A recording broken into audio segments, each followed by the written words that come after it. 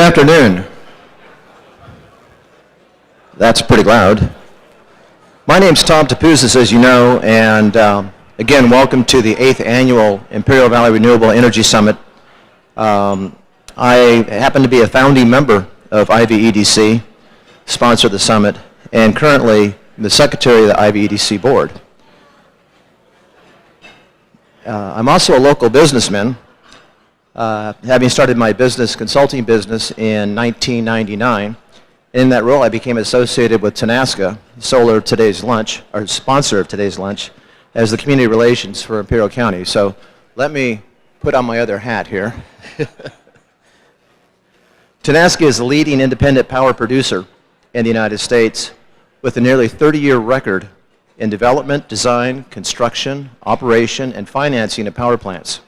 Since its founding in 1987, Tenaska has developed and constructed approximately 9,000 megawatts of natural gas-fueled and renewable electric energy capacity and manages approximately 11,000 megawatts consisting of 15 power plants. Tenaska Solar Ventures, as you see on the hat and the brochures on your table, is one of America's top 5 utility-scale solar developers according to BV News. It is an affiliate of Tenaska that manages solar projects in North America. Other affiliates of Tenaska include marketing natural gas, electric power, biofuels, and they're involved with a private equity management company. They also have natural gas exploration and production and electric transmission development. Now, Tenaska first looked at the valley because of its high radiant factor and the newly available transmission line, the Sunrise Power Link, which is ideal for industrial-scale solar development. This is what attracted Tenaska to the valley in 2010. What they found when they arrived here were local leaders who wanted to help the valley become the renewable energy leader. Tenaska saw its projects as helping the valley accomplish that goal, and a partnership was born. Since that time, Tenaska has built the first large utility-scale solar generation facility in the valley, the Tenaska Imperial Solar Energy South, which in fact was the first solar plant to dispatch solar energy over the Sunrise Power Lake transmission line to San Diego. Tenaska is building a second solar generation facility in the valley, the Tenaska Imperial Solar Energy Center West, and it's expected to reach commercial operations in 2016. So together, these two facilities have brought hundreds of millions of dollars of investment by Tenaska into the valley, construction employment for hundreds of valley residents, tens of millions of dollars in local contracts for goods and services, millions of dollars in new sales tax and property tax revenues, and yes, I've delivered those big checks to the County Board of Supervisors, and a long-term corporate citizen of the valley. Tenaska solar projects have a 25-year power purchase agreements with San Diego Gas and Electric, ensuring that they will be in the valley for years to come. Now, the catalyst for Tenaska's investment in the valley was the California Renewable Portfolio Standard, and that's something that our keynote speaker is going to discuss. Let me introduce to you Kish. He is the director of the Governor's Office of Business and Economic Development, GoBiz. After graduating from UC Berkeley, he went into the public sector to be an aide to first U.S. Senator Barbara Boxer, and then Phil Alagius, who became the California State Treasurer. He then spent a 14-year career in the private sector developing business in the technology area, managing vital business partnerships that created hundreds of jobs and millions of dollars of shareholder value.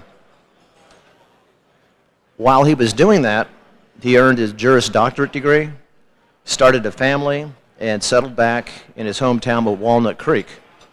In 2008, he re-entered the public service when he was elected to the Walnut Creek City Council. In 2012, Governor Brown tapped him and said, "I need you. We have this new company, this new direction, GoBiz, and I'd like you to be the executive director of the team."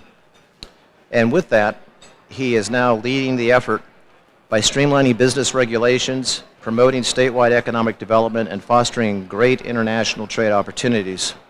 And so now I must do one thing, and that is to say, shh, shh. Worked pretty good, huh? Kish, it's all yours. Thanks so much. Thank you. Thank you. Thanks, Tom. I appreciate it. Tom, thank you very much. I appreciate it.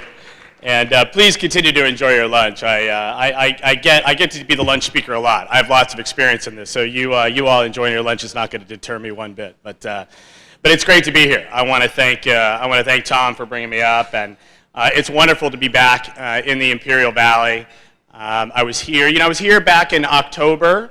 And here today, the weather was gorgeous then, very mild. It's mild and gorgeous here. So I've heard some rumors that it gets kind of hot down here, but I think that's exaggerated. I haven't experienced that at all. So maybe a different time, we'll see. But indeed, it's definitely great to be back. I want to spend just a few minutes. I know that we have just a little bit of time before you move on with the session. As the governor's head of business and economic development, I wanted to sort of lend my perspective to what's happening across the state and the Imperial Valley's role in that. And I know this is a Renewable Energy Summit, their 8th annual, which is very, very inspiring to be part of. I've enjoyed listening to the very rich and informative discussions that we've had this morning, and I know that will continue. And this session is very productive and very meaningful, and it is happening in a context that is critically important and at a time that is urgent as we think about how we're going to go forward with an economy in California that aligns to our goals as it relates to climate and environment. These are objectives now that we must harmonize and that we have to straighten out, and that we have to create alignment and create a purposeful path going forward that can achieve these critical objectives. And so it's been a pleasure for me to come to Imperial. My team has spent a lot of time down here too. Sid Varakra, who's my representative in San Diego, spends a lot of time here as well. Our representatives from our Infrastructure and Economic Development Bank were here not long ago, and I'm going to come back to that. But there's a reason that we're spending time here. Let me take a minute to talk about the sort of broader economic conditions in the state, I think, to create some context in which this session is happening. The good news in general for California's economy is that we have fundamental strengths and capacity that have revealed themselves once again since the depth of the Great Recession that California felt the brunt of. We felt that harder more than any state in the country. We lost over 1 million private sector jobs. Our unemployment rate shot up to 13%. Our state budget was in crisis, a $27 billion deficit with no real prospects of how we were going to solve that.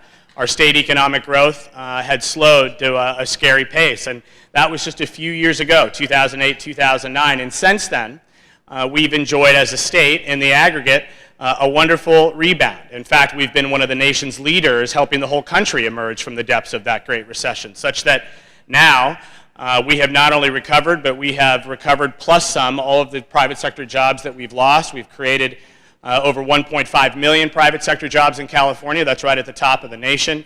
Our annual rate of growth is higher than the national average, helping to move the country forward. That unemployment rate has come all the way down to 6.9% from, I said, a high of just about 13%, so it's made a very dramatic move in the right direction. Our gross state product as a state is nearly $2.3 trillion. We just passed Brazil to once again become the 7th largest economy on planet Earth. And inside of that economic growth, we have sectors of all kinds, whether it be manufacturing, biotechnology, information technology, travel and tourism, film and entertainment, agriculture, and others, where California is the nation's leader in economic output in all of those sectors and others. So by those measures and other statistics that I could give you, the good news is that California's fundamental strength, our aggregated strength, is clear. Our economy is broad, our economy is deep, and it's moving in a very positive direction. So that's all the good news. It gives us a wonderful foundation upon which to build. But in my job, I have to not only focus on all the good news statistics, but I have to pay much more attention to the troubling statistics, the troubling conditions that indeed do exist underneath even those wonderful aggregated statistics. When I look at unemployment, I also have to look at underemployment. I have to look at labor participation rates. That is, for those folks that are eligible to work in the marketplace, what percentage of them are working in the marketplace. That's a number that has not been growing. In fact, it's a number that is lower than it has been in a very long time. When I look at wages across the board, I see troubling conditions about wage stagnation, particularly in the middle tier. And when I gave you that 1.5 million private sector job number that's been created, which is a fantastic number, but when you look at the types of jobs inside of that 1.5 million, what we start to see is a bit of a barbell effect, where we see heavy concentration of jobs at the very high end and at the entry level, but it's that middle tier of jobs that aren't growing in terms of their numbers or their wages at a rate that where it should be. It gives us a lot of concern. Indeed, California, I think, is both experiencing and in some cases driving what we see as a global condition, which is the bifurcation of the economy between the old and the new. California is dominated by information technology, innovation, and the like. So by no surprise, our coastal innovation hubs, the Bay Area, San Francisco, and the Silicon Valley, the west part of LA, Orange County, here to the west in San Diego, where we dominate in information technology, biotechnology, and yes, green energy and other types of innovations. Those are the regions of our state, generally speaking, that are thriving.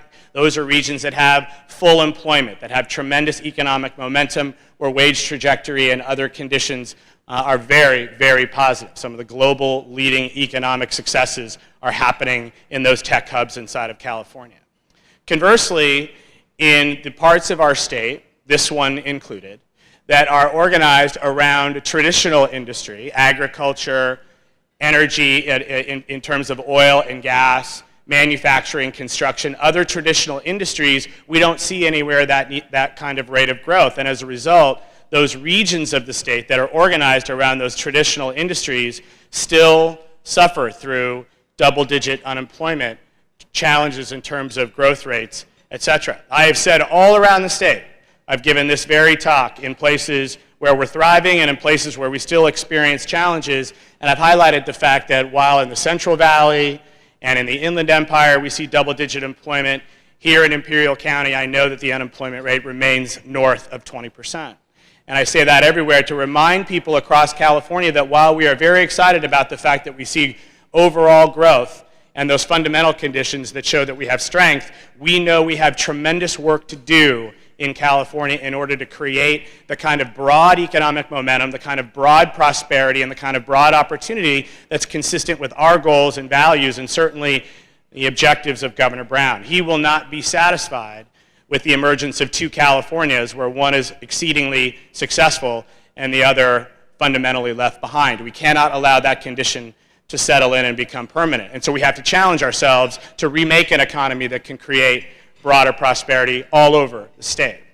And in the exact same time that all of that's happening, we are committed as a state, and Governor Brown is completely committed to California, and not just being a national leader, but being a global leader in the fight against climate change. As you all well know, California is way out in front of the nation and one of the global leaders in policy that is about attacking climate change through reducing greenhouse gas emissions by pushing ourselves to get ever dependent and focused on renewable power and changing our patterns and our practices, whether it be in transportation or the way we power our homes and our buildings and our operations, and in other ways that we are reducing or eliminating our greenhouse gas emissions. And so we have undertaken, and the governor continues to double down on global leading policy, whether it's AB 32 and our cap and trade system, where we've put a cap and a price on carbon emissions, or whether it's the renewable portfolio standard, which is set at 33% today, but what the governor said in the State of the State back in January, that he envisions us going to 50% in terms of a renewable portfolio standard. In that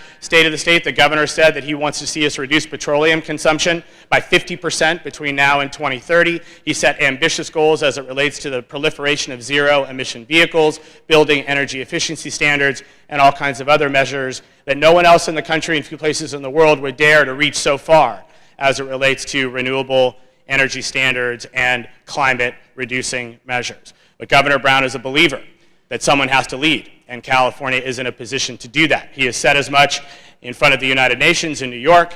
Paris is coming up in terms of the global climate conference.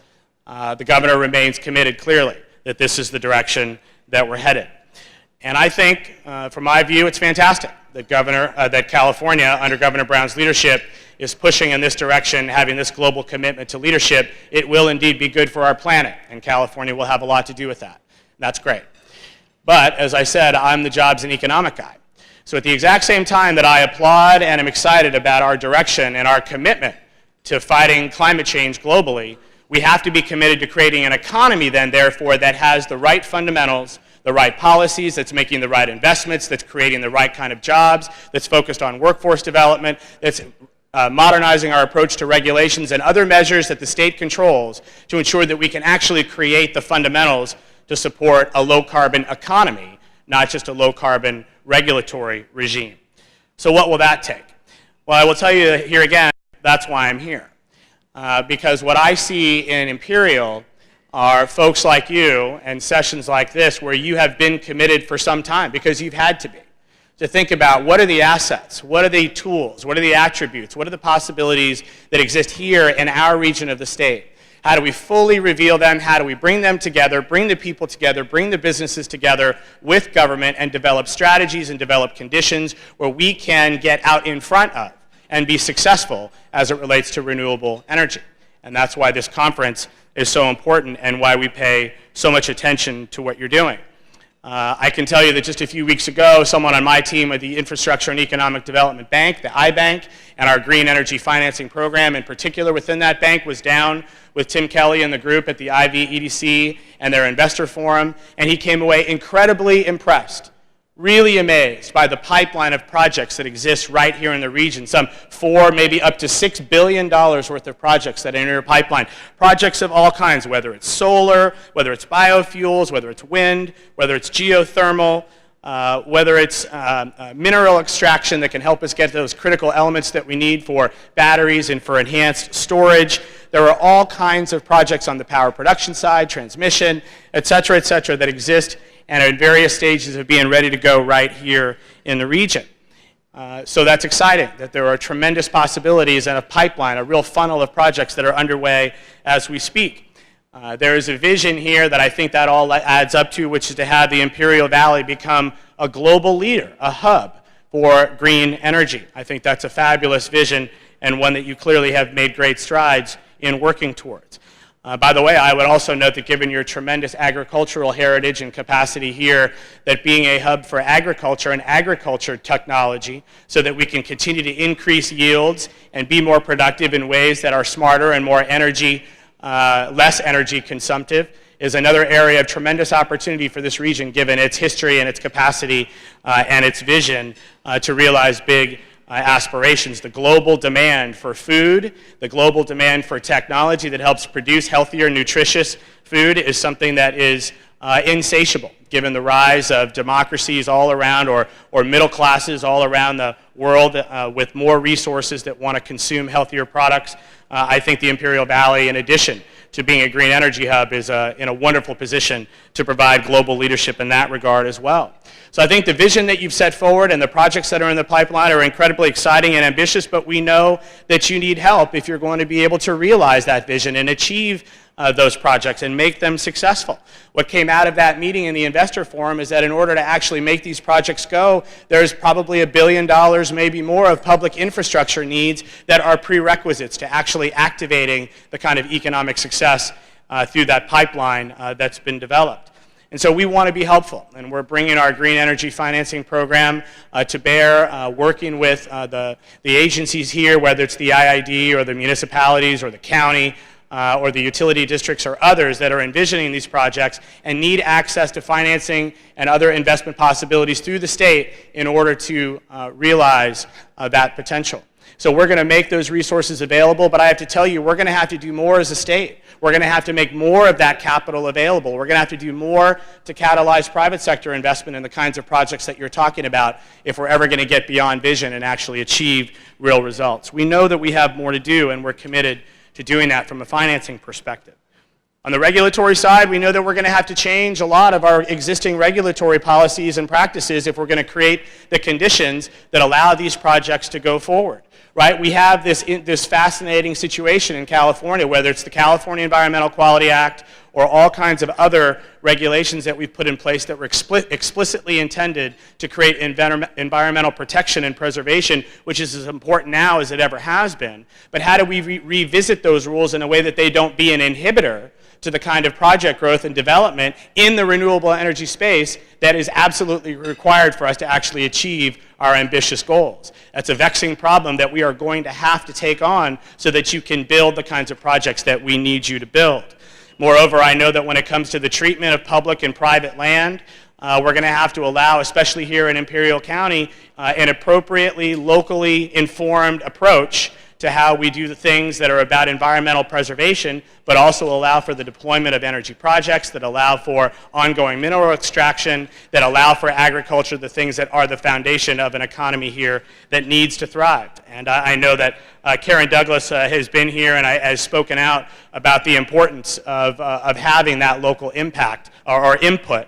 And I think that's a tremendous direction that she and others are taking, and I trust that that will continue in that spirit. But it's going to have to if we're going to create the conditions for success here. So those are some of the questions, and there are other questions. What other policies are we going to have to address or modernize or create? What other partnerships and alignments are we going to have to forge to ensure that there's adequate collaboration between the state and regional and local entities to create the conditions where we can solve these very big challenges? I don't even know all of the questions that need to be asked, let alone have all the answers, but I can assure you that we have to be committed at this time so that the state and the regions and the local governments and other entities are talking, they're talking collaboratively, and that the state is a committed partner in listening to what is needed at the local level to achieve these goals. As someone who served on a city council myself up in the Bay Area, I understand the state-local dynamic. I understand where there can be opportunities and challenges with that. I experienced my own frustrations with the state as a local elected official does. I think we all do at some point. But the enormity of the challenges that we face now and what's at stake in terms of trying to harmonize all of these objectives and create an economy that can grow, those imperatives have to overrule those old challenges, those old barriers. We're going to have to challenge ourselves at every level to overcome them. And I know Governor Brown is committed to that. I have said all along that in his amazingly rich career, at various levels of government and things that he's done in his life, having been mayor of Oakland, California for 8 years, being responsible for being on the ground trying to revive a proud community with a tremendous past but enormous challenges, being responsible for trying to help shepherd that community forward to create a new era of economic possibilities was something that I know created an indelible impression upon him, and he is governing now as governor in a way that is fully cognizant and respectful of the notion that we have to usher in a new relationship between the state and local governments if we're going to get where we want to go. He's committed to that, and we are too, inside of our office. So let me close by saying that, Imperial County, as I said, I've gone all over the state using Imperial as an example of the challenges that we face. Unemployment that's so high, a region of the state that's struggling, that's behind the curve as it relates to where the global technology-driven economy is going. That hasn't been used as a criticism. It's been used as a challenge to all of us to say that we are one state, and we can't simply let this region or any region behind. But what's more exciting to me now is to actually see that the inverse of that concern is happening. The fact of the matter is you folks are leading at a level that I don't really see in most places or almost any place across California. The way that you've come together, charted this course, established a vision, created a pipeline of projects, aligned local resources and people together to try to achieve that vision is something that's truly inspiring. You are actually helping to create the low-carbon economy in this region that I'm going to have to figure out a way to help proliferate all across California. So I'm here to say that I am thrilled to be here, and I'm going to continue to be here. Our team is going to continue to work with you all because it seems to me that California, as a state, will not be able to achieve its goals of being a low-carbon society and a low-carbon economy if Imperial doesn't achieve it. So that's why your success is our success, and you can count on us to continue to help you get there. Thanks for having me, folks. I appreciate it.